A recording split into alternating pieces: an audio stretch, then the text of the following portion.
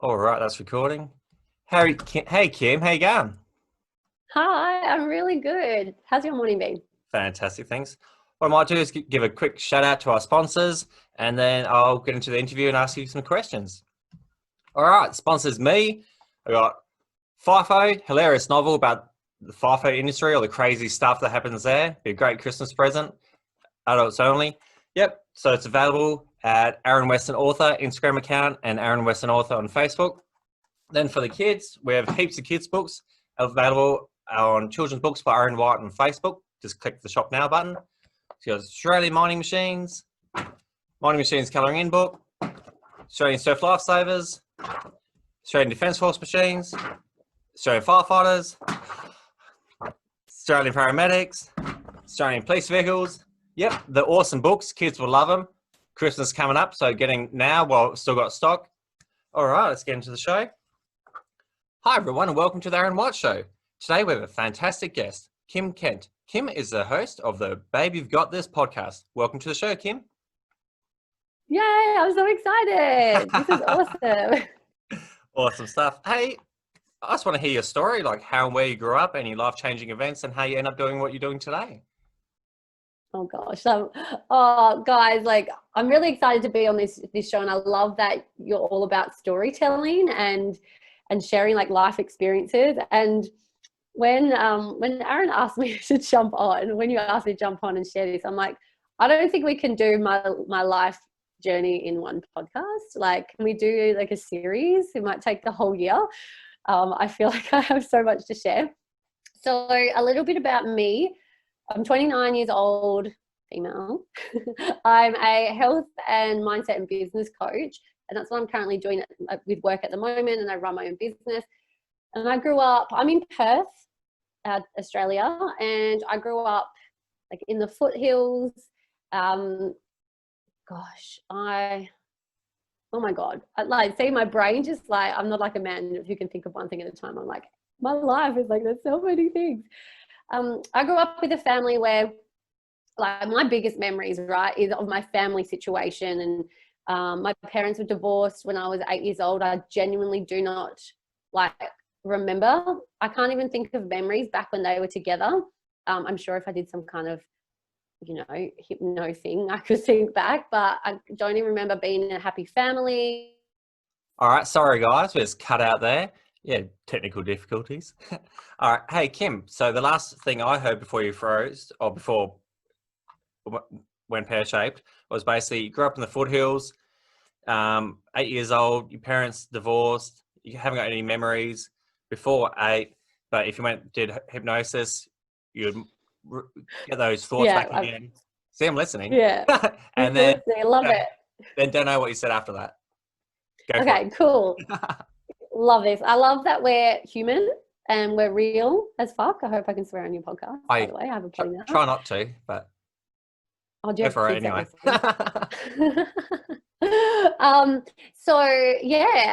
My childhood, I just remember a lot about my childhood is we were always struggling, especially when it came to money. Like there was a lot of anxiety and stress around that. I felt like, I guess I wasn't conscious of it at the time, but if I look back on my childhood, boy, was I was such a high achiever. I felt like I had to be such a high achiever to get recognized and to feel significant with my parents and to feel love. Like I thought at the time, like my parents didn't love me, which I know sounds silly, right? I'm not a parent yet, but even parents listening, like you love your child no matter what.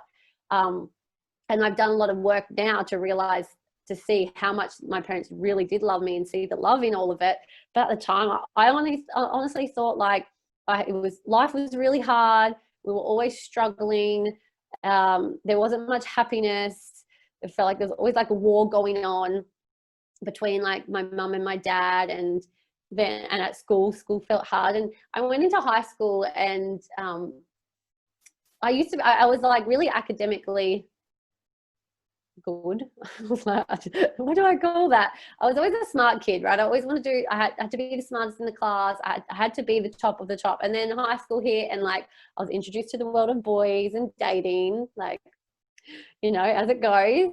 And again, I was just always wanting to make friends and be liked. But I was always picked on by the popular kids. So I felt like if I was to look back, it's really hard for me to see the fun that I had as a kid, even though I know it was there. So that's a little bit about my journey. I was a ballerina. So I did ballet for 17 years, all the way up until I was 22, 23. So that was really, really cool. I really enjoyed that. And then I finished high school, and I was someone who, like, I had to go to university, had to do that. So back when I did high school and over in Perth, it's called, you do your TEE. I think it's called ATAR now, like you do tertiary entrance exams. Had to do that. Like, I had to prove to my parents, like, that I was good enough, that I was smart, that the only way I'm going to be successful is if I go to university. And I had all these, like, isn't it crazy? Like, I had all these stories in my head and all these beliefs that aren't necessarily true, but they were true to me. So then I went to university. I studied exercise physiology and rehabilitation. So I got a postgraduate degree in becoming an exercise physiologist. And I realized that my love for working in the health industry and wanting to help people came from, my whole childhood and adolescence of, how I was saying we struggled, like there was such a struggle with health as well. Like my mum, there was always something wrong. She was always sick with something. I was always getting like run down, anxious, not anything diagnosable because I never went to the doctors, but there was always something wrong, and there's just like, there's always something. So I realized that I had this passion to help people get healthy because I lived this life of, there was always sickness. So that's kind of my bit of a timeline. And then I finished uni. Do you want me to just keep going? I can keep going all the way up until now. So I finished university. It was in my last year of university. I was doing my postgraduate degree. I had to do 500 hours prac. Now, I was actually talking on another podcast about this, and they were like, what? You did 500 hours prac? Like, I thought that was normal. It's like full-time prac for like pretty much almost the whole year, plus full-time study, plus working in hospitality on the weekend just to get by, plus having a social life because I'm, a young adult and I want to go dancing. And my health was really, my mental health was really struggling. And I just wanted to get my degree finished because I just had this burning hunger to be successful when I was an adult, so I never have to struggle like my parents struggled when I was growing up. I never had to worry about money. And I just had this belief in my head that, I have to go get a high-paying job. I have to work really hard. I have to burn myself out. And it wasn't until, that last year of uni, I finished my degree. I couldn't even get a job. There was no jobs for an exercise physiologist. The demand was so high. Like, apparently now, like 7 years later, I could, but back at the time, like it was so competitive. Unless I wanted to go work 70 hours a week in a hospital, working with people who were like coming out of massive cardiac health issues or heart attack or stroke, which to me also scared me because I'm like, oh, I don't want to. It's very fragile. It's a very fragile environment. I wanted to work with people who weren't straight out of the crazy health issue, right? And it was then when I couldn't get the job and I realized, like, I'm qualified to help people rehabilitate from lifestyle disease. Lifestyle disease is preventable. So I was like, why am I not focusing? Like, I would much rather focus on the prevention side of things. And I was at the same time, and I definitely believe in divine timing. Back then, 7 odd years ago, I wasn't very into the spiritual side of things, but now I realize like science and spirituality is like exactly the same thing. It's all the same. And like, it was divine timing. Like, I was actually introduced to, somehow attracted to me, like the world of whole food nutrition, a beautiful community, and the world of online business as well. And it's such a turning point in my life because I remember going to these like wellness events, and I went to this first one and I was like, why is everyone so happy? I've just lived the first 23 years of my life, like I had a victim mentality. My family were very good at having victim mentality. everything was like poor us, poor me, why me, no responsibility, blaming everything else around us, right? And I was just like, are these people like, what are they on? They just seem so happy and so loving and so understanding and supportive. And it was then I realized how unhealthy I really was as a person. Like, I thought stress and anxiety was normal. I genuinely thought stress and anxiety was normal. Panic attacks are normal. Like, my mum and my sister would have panic attacks. So I thought it was hereditary, which it's not hereditary. I was like, oh yeah, everyone gets it. And I was always sick all the time. Like, I was a skinny girl because I was just, dancing all the time and exercising, but I never ate good food, like healthy foods. I thought Vegemite on toast was healthy because it wasn't McDonald's. Like, I know there's probably a lot of people that can relate to that. And I didn't realize how unhealthy I was. Like, my mental health was really low. I was constantly anxious, constantly getting sick with the cold and flu. And I was just like addicted to these people, to this community that just seemed so like healthy. And then started my journey. So the last 7 years of my life, I feel like it's like I woke up. I feel like I became conscious to why I'm here, the world, like how I can help people, how to create more happiness in people's lives, and what I'm truly meant to do, which is, I knew I always wanted to work with health, right? But I didn't want to like try and fix sick people. I wanted to try and prevent the sickness and help people really flourish with where they're at right now. So that's kind of, gosh, as you can, I feel like I'm going on a tangent even though I'm following my life timeline. And I started my own online business. I work with beautiful whole food nutritional products. In that time, I've been able to create programs. I've become a mindset coach. I've grown a really successful online business. I hit the top of my company within the first 3 years of being a part of it. And the last 4 years now, it's more just how can I add more value to people's lives? Like, I've created my online coaching, which is Abundance Club. So our community is all about nutrition, movement, mindset. I love talking about this stuff. It gets pretty deep, but I've started to understand the world of like quantum physics and quantum mechanics and how our brains work, and how, when you start, when you just start learning, you realize how much you just don't know and how much out there is to learn. And it's so invigorating, and I call it addictive because I love learning. I love constantly expanding the mind and realizing that I don't know everything. And what else can I learn, and how else can I help other people? So my journey has been like not only finding my own happiness and loving myself in the last 7 years, also being like super healthy now, so much healthier. The last definitely 3 years, I've been so driven to really make an impact now. So my whole focus is like, I don't even think about my past. I don't dwell on my past. It's all about how can I make an impact going forward now. So I'm going to leave it there for my story.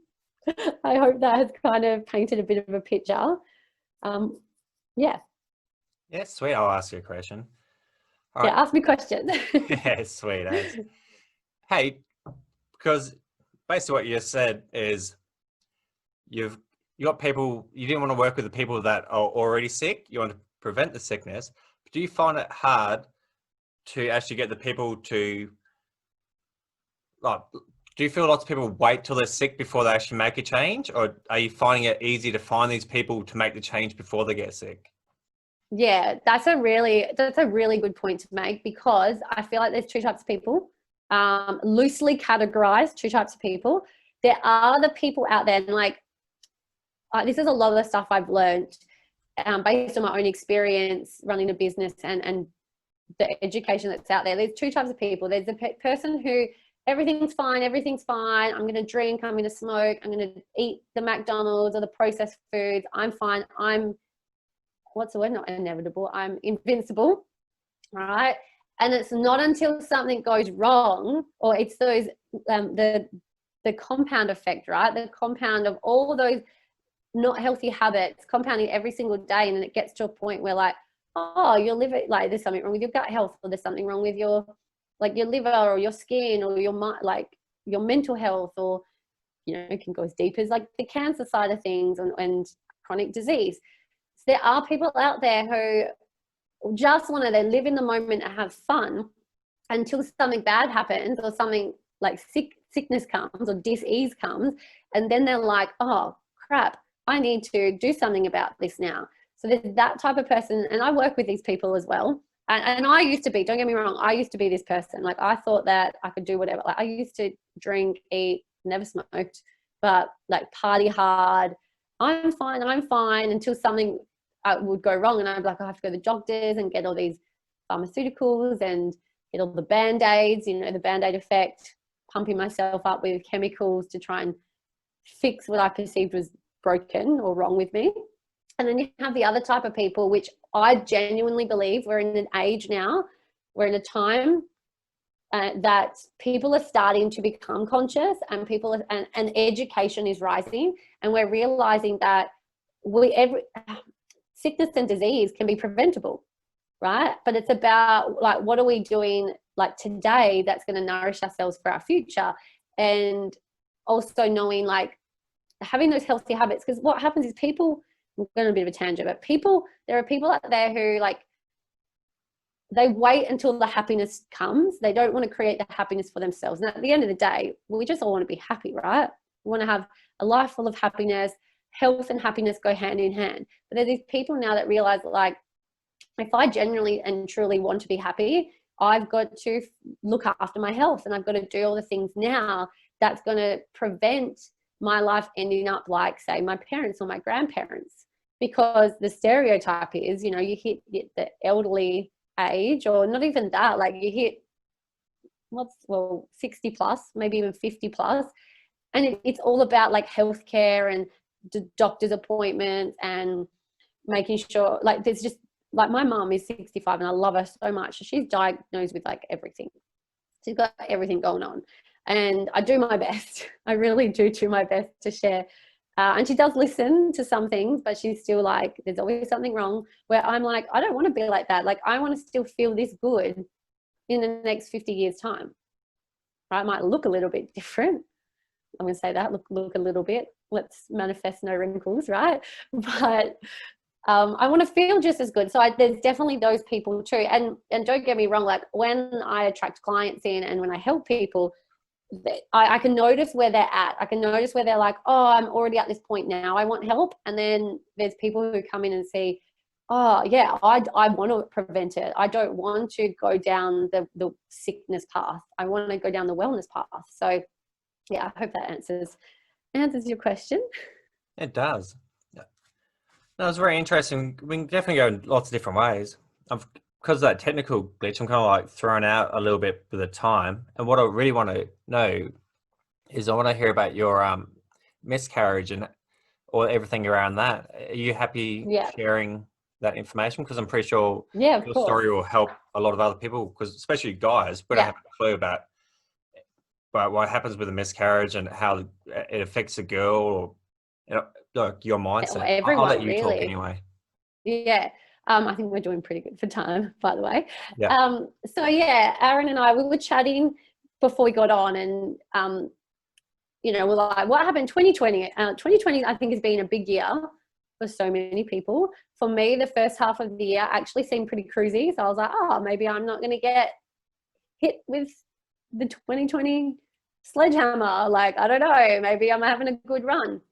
And then it got to, like, I had a massive turning point in my life, which I'm going to share and so openly with you guys, because I have a massive belief that nothing should be taboo. Everyone should feel comfortable talking about the things that seem taboo, right? So in July, I found out I was pregnant, which is really exciting. We were planning, like, it was kind of June where we were kind of semi-trying.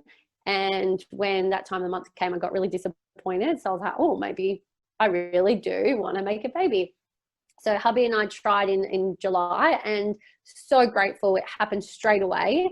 Like, super, super grateful with that. I even felt I actually woke up one day feeling a bit off, and I was like 5 days out from, I'm just talking about it. If you guys are listening, get over it. You've got to get used to it. 5 days away from my period. And I was like, and usually most people miss their period, and most women miss the period and then be like, oh, maybe I'm pregnant. I woke up feeling off, feeling really tired, moody. And I was like, by the 2 o'clock in the afternoon, I was like, oh my gosh, maybe I'm pregnant.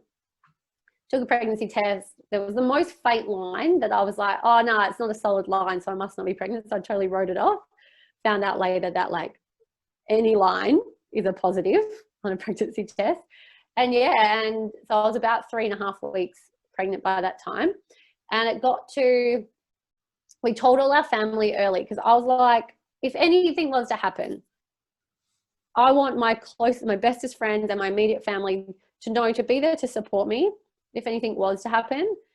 And so we told all our family and everything, and it was so exciting and whatnot. I felt like absolute crap.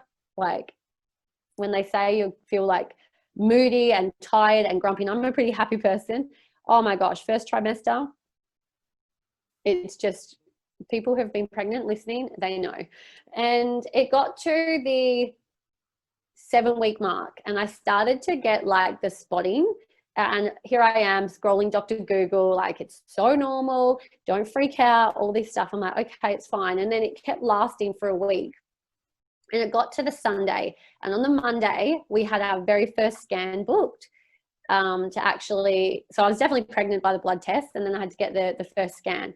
And on the Sunday, we actually had some of our best friends over, and my brother was over for a barbecue. And I was still like spotting and not like full bleeding, just like other people online have said they had this all through their whole pregnancy and had a happy baby, like healthy baby. So I'm like, okay. But then I started to feel the cramping, and I just started to feel off, and I was like, still in denial. I was in massive denial, because you don't want to miscarry. Like I was in massive, massive denial, and we had people over, and I didn't want to be a burden. Like, isn't it crazy the things that go through our head? And I actually rang one of my friends who's an obstetrician, and she was like, look, I'm going to call the ladies at King Edward Hospital, which is our emergency for like women, babies, women's health, all that stuff. And I was like, yeah, Daniel, who's my husband, I was like, I need to go to the hospital. Like I can't keep, it's like this massive period cramping started. I was like, nah, something's off, we have to go. So we left all of our friends in the house, our friends and family, and like they cooked the barbecue. We're like, just stay, help yourself, like whatever. And Daniel drove me to the hospital, and I remember sitting in the car, like eyes closed and trying to breathe through it. And I was like, if this is what contractions are like, oh my gosh, like I see why I would need 9 months to prepare myself for this. However, from what I know, it's like contractions go on and off. This was like this constant cramping, and I was just like counting like to 10 in my head, inhaling, exhaling. Daniel's trying to talk to me, and I'm just like, just shut up, please. Like, I just need to breathe. And we got to the hospital, and silly me, like didn't pack anything. I was just like, I'll be fine. And I was wearing jeans, and Daniel dropped me off. I was filling out the form, and I was like, oh, I really need to go to the toilet. Like I can feel like the blood. I could feel something coming out, but it didn't feel like it just felt like I was bleeding. And I remember running into the toilet, and I shut the door, and I locked the door, and Daniel was standing outside of it. And I just remember sitting down, and then this massive, I go over this in way more detail if anyone's curious on my podcast. And it was like this massive, like, it sounds so gross, but it was like this big plop happened. And I just like broke down in tears. It was like this energy had left my body. It was like I felt lighter, which is weird to comprehend maybe, but yeah. And I just remember sobbing, and then Daniel's like banging on the door, and I'm like, of course I locked him out. So here I am, and guys, I'm so open about being graphic and everything. Like when they say it looks like a murder scene, pretty much looked like a murder scene. And I'm there like pants down, waddling over to unlock the door, because I'm like, shit, I locked Daniel out. I'm like crying and all that. And then I waddle back over the toilet, and I'm just sobbing, and you just know. And it's in that moment where like I felt so prepared, and I'm someone who I'm very educated, I'm very open-minded. I'm very understanding. And as much as I was in denial, like there was this point where I just knew, and I just couldn't control the crying and couldn't control the sobbing. It was like this little girl came out in me that like I just couldn't control. And yeah, we kind of like, we couldn't tell if that was the moment when it happened, because at the same time, I'm in a public toilet in a hospital. You look in the toilet bowl, it's just all red. I'm like, do we put our hand in to see if we can get anything out? And then I'm kind of like, ew, that's gross, right? Which now I think about it, I'm like, oh my God, Kim, who would have cared? Like, just have a look. But at the same time, I'm really grateful I didn't see anything. So I don't have that image in my head of like a little sack. And you can Google, like I was Googling 8 weeks pregnant miscarriage, what it looks like. So we flushed it. And then, like, on a side note, I was talking to my girlfriend the other day and I was like, I'm pretty sure I flushed my baby down the toilet. Like, how messed up is that? Like, it sounds so messed up, but you flush the toilet. Like, yeah, crazy. But yeah, we went back out, and then I was really like, maybe I had high expectation, but I was a bit disappointed. Like, the lady's like, oh, we'll sit back down. Daniel went up and said, look, I think we just had a miscarriage. And she's like, oh, we'll just sit down. We're going to ask you some questions. I'm like, well, can I have a towel? Like, do you not understand miscarriage? Like, I just said there's blood everywhere. And it's almost like they disregarded it slightly. And I'm sure they were very busy and all that stuff. But I had, like, you know, going through something. Here I am with a bit of an expectation, like, help me. I'm very vulnerable right now. But yeah, then they're like, okay, we'll take you through. And yeah, the whole ordeal with that, I will be here all day. I realized, like, I'm talking lots, but it got to a point where we're in hospital for 6 hours. They couldn't really tell. They were measuring my blood. They couldn't see anything. But long story short, then they realized, like, we're 90% sure you had a miscarriage. There's with everything that's happened, but go get your scan tomorrow. And we got the scan and there was nothing there. And it, again, like, this is what women go through. Like, here I am, I've already accepted. Like, we were emotional wreck for the next 24 hours. He was crying, I was crying. He was yelling, I was yelling. I was cramping and not talking to him. So he was getting more frustrated. It was crazy. And then we went and got the scan done, and I was like watching that, and I'm like, yeah, I can't see anything. I was totally, yeah, it's over, it's done. And I remember when she confirmed, I just remember, oh my God, it makes me like want to cry every time. I just remember being like, I just want my dad. I just want my dad to, like, hug me. And it's crazy. Like, it does. It gets you really emotional. And, like, Daniel's there hugging me, and I love my husband, but I'm like, I just want my dad to say, like, everything's going to be okay. And when, I guess when you haven't decided, when I didn't make the decision, when someone else told me that it was, like, done, no more baby, it's out, it's like someone has ripped a part of you away. And I wanted to share, I'll finish up with sharing, like, I've done a lot of work on myself to understand that, you know, it wasn't the right time. There would have been something genetically wrong. I'm totally okay with it. I'm not going to be a victim to my circumstance. I'm going to see the love in it. But what people don't, everyone that I encountered, and I was openly sharing it with, the people who are not parents or have not had a miscarriage, all I can say is you will never understand the feeling until it's happened to you, or you have a child and you could imagine losing your child, right? And I had so many people say, like, oh, it's okay, you can try again. And I'm like, if I actually gave birth to my child and they passed away from SIDS, or like at a couple of months old, would you 1 week later say, oh, don't worry, you can try again? Like, you just would not say that. And people would say, people don't understand that it's still a life, even though it was just a little worm in a sack that was the size of my baby. People lose their baby that's developed so much more. Like, there's nothing, the lesson in it is, for those of you who've never gone through it, there's nothing you can say that will help other than, I love you, I'm here for you, just sending you lots of love, let me know if there's anything I can do to help. There's nothing else that can be said that is going to make the person feel better.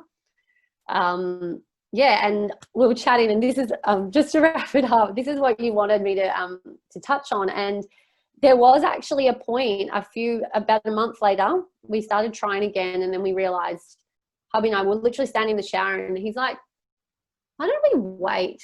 It's coming into summer. We've just had COVID. Like, we've been like locked in our own bubble. Like, we're party people. We love a good wine. We love a good dance. And we're like, let's just have one more summer before we start making babies again. And there was the part, like, if I look back, and everything does happen for a reason, as much as I am sad that it happened, there's a part of me that is relieved that I'm not pregnant right now, because I do have my freedom back. Like, even just it was 8 weeks pregnant, 6-ish weeks that I was conscious of it. I knew it. I felt like I'd already sacrificed so much. Like, I couldn't drink the wine that I love. I was in bed by 7 o'clock every night. I was moody and unhappy, like hormonal.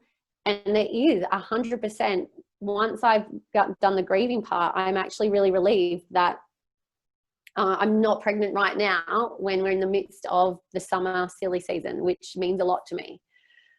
Okay, there we go. We should definitely be able to, first off, sorry you had to go through that to start off with.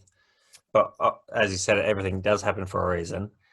So do you feel that you're definitely going to enjoy this summer a lot more now that you knew that more than likely if this didn't happen, then you wouldn't have enjoyed it as much? You know what I'm saying? Yeah, there's a deep sense. I have a deep sense of gratitude. Like, the beautiful thing is I know I can get pregnant, and I'm so, so grateful, because I know not many women, there's some women out there who aren't as fortunate as me in that sense. But like, we used to go to music festivals all the time, and we haven't been to one in years, because you get older, you realize, like, you don't actually care for it. I'm a business owner. I'm very proud and very responsible in my business. And we're like, stuff it.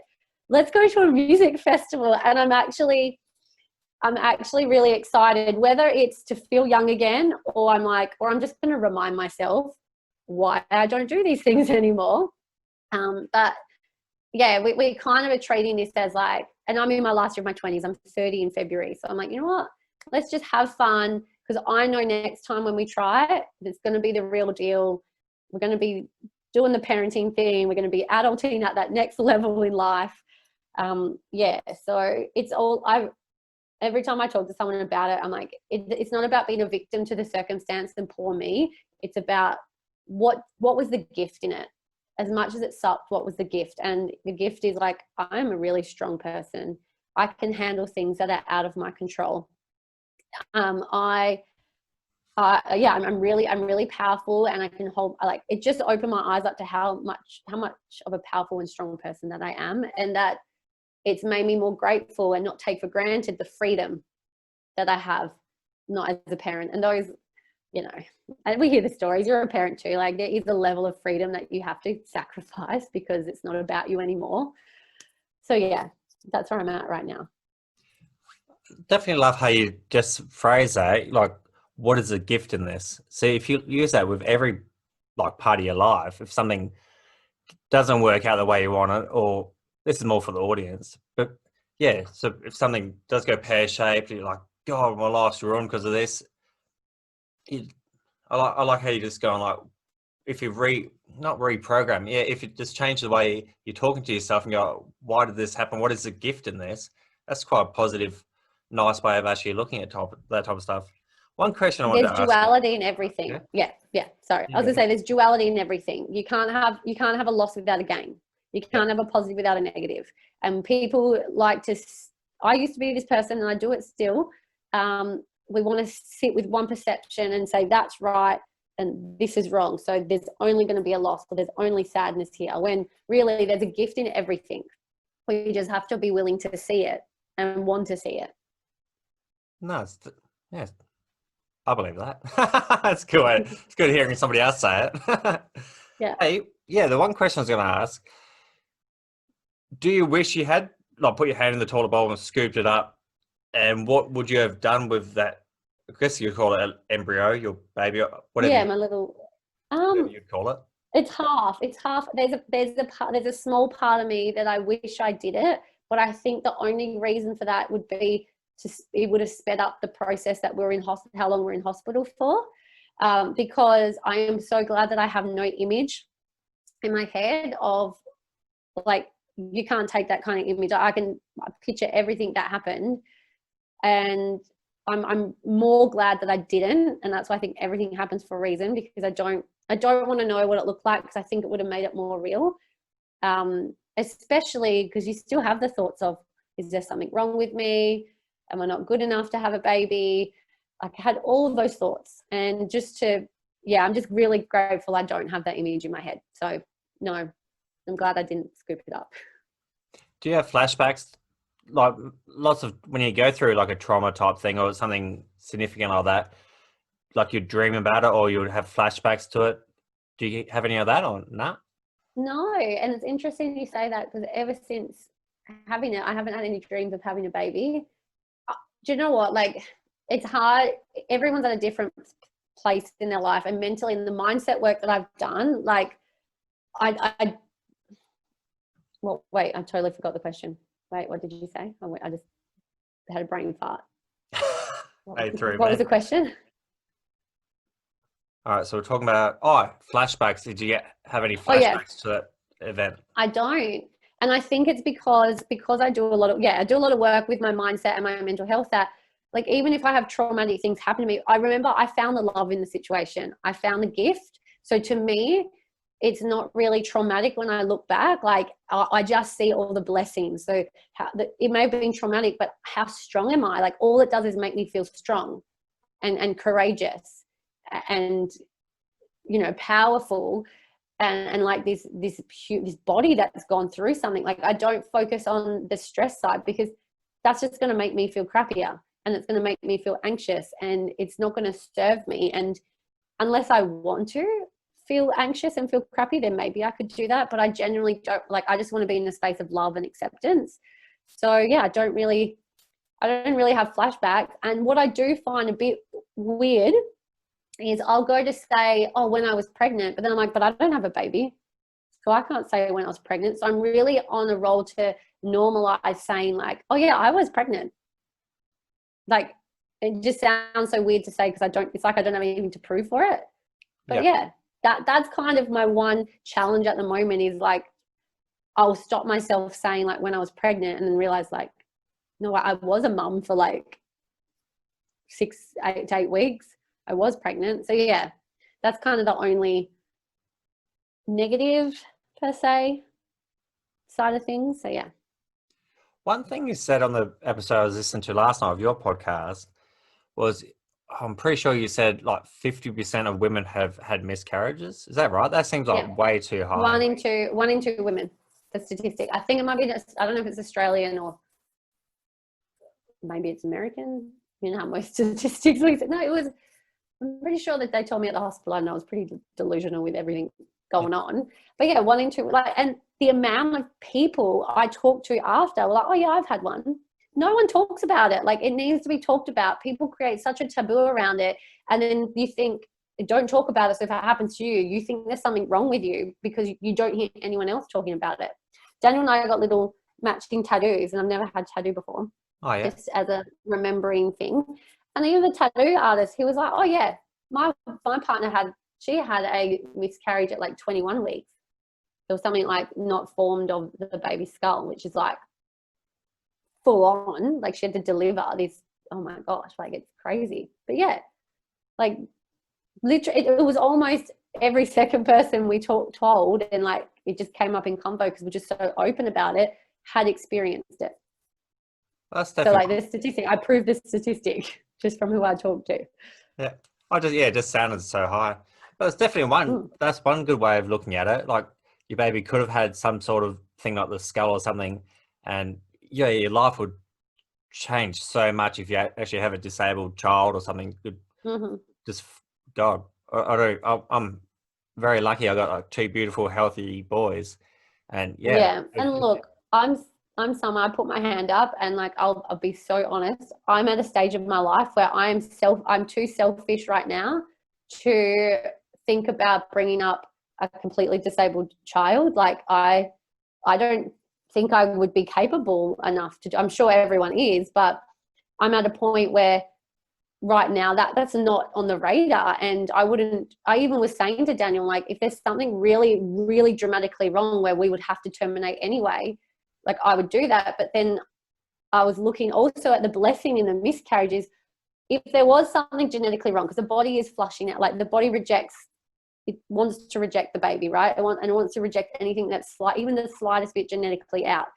What if it got to a point where we did the scan and the test and realized there was something really wrong, but we had to make the decision to terminate? At least the miscarriage did it for us.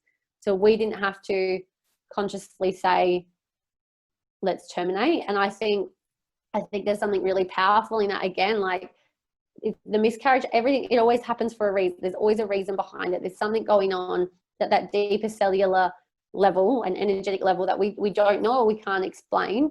But I would much rather my body do it than me have to, openly make the choice to terminate my future baby. Yeah, definitely hard having to do that. It's definitely a great way of looking at it. Yeah. How's Daniel dealing with the whole process? Yeah, we were on par with emotion. Like when I was sad, he would be strong, and then he would break down and he'd cry. I think he cried almost more than me, to be honest. He's a big softie. And yeah, so I would hold the fort and hold the space.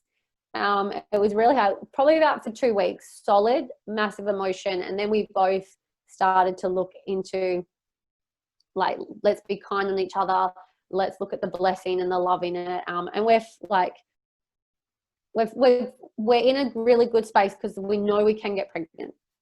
So I think that's what's giving us, the hope. Like we have a lot of hope that we know we got him pregnant once, and it was really instantaneous. So we have high hopes going forward. Who's to know whatever's going to happen? Like we'll deal with that when it comes. But right now we have a strong belief that, when the time's right again, we'll try. And we've got good hopes for it. So yeah. No, cool. I'm definitely, like I said before, I'm thrown out with this whole, because I normally got a start time and a finish time. I don't know if we're going over the 40 minutes. We're definitely going over 45 minutes. All right, I'll better wrap it up. I'll quickly chuck a plug in for your podcast. So my podcast, it's called Babe, You've Got This. So we'll put the link in the show notes anyway, or you just search Babe, You've Got This podcast. If you search on Google, it'll come up with all the platforms. And it's very similar storytelling, but it's focused primarily for us ladies, hence the Babe. And it's a reaffirmation for creating more success in your life. So it talks about mindset, health, business, goals, everything. It's just real, honest and raw. And I just, there's no BS in it. Like I just talk straight to the point, and I interview people as well. So it's really, I love it. I love my podcast. So feel free to check it out. Yeah, I was listening to a couple of episodes last night. I listened to a couple in the dump truck while I was going around. Definitely more for the female audience, but my listeners are male and female. It's basically 50% anyway.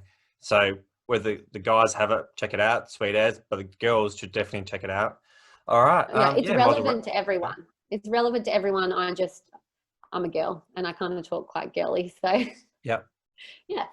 That's sweet. Thanks for coming on the show. Did you have fun? I did. It was really good to talk. I love sharing my experiences and hoping it adds value to other people's lives. So I really hope that I added value to this episode.